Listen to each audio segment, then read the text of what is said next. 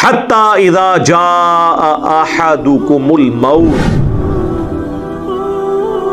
یہاں تک کہ جب تم میں سے کسی کی موت کا وقت قریب آ جاتا ہے، توفتہ رسولنا، تو ہمارے رسول یعنی فرشتے بھیجے ہوئے وہ موت دیتے ہیں، وہم لا یفرطون، اور وہ کوئی کوتاہی نہیں کرتے۔ یعنی اللہ تعالیٰ ہمارا جن فرشتوں کی ڈیوٹی ہے نا کہ انہوں نے کس کی روح قبض کرنی ہے، غلطی نہیں کھاتے۔ یعنی مطلب یہ ہے کہ شیخ عبد القادر جیلانی کو روح واپس لینے کی ضرورت نہیں ہے، غلطی نہ کوئی روح نہیں کٹی۔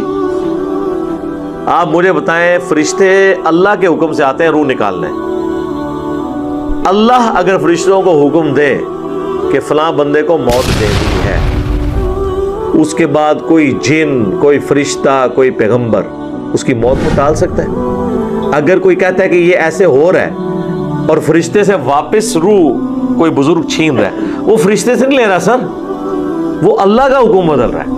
تو اس کا کیا مطلب ہے؟ یہ شیخ عبد القادر جیلانی کو یا اپنے بابوں کو اللہ سے بھی اوپر مانتے ہیں۔ تو آپ تو قادیانیوں کا رونا رو رہے تھے کہ انہوں نے امتی نبی کلیم کیا ہوا ہے، آپ نے تو امتی خدا کلیم کیا ہوا ہے۔ ہاں،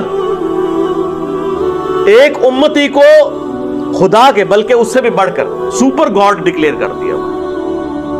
وہ تقیانی کلیم چھاڑ دے ہوئی عبد القادر پہ آ گیا۔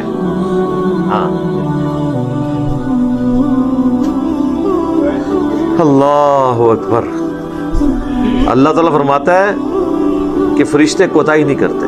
ثم ردوا الی اللہ مولاہم الحق، اس کے بعد مرنے کے بعد پھر تمہیں اس سچے مالک کی طرف، اس حقیقی مالک کی طرف لوٹایا جائے گا۔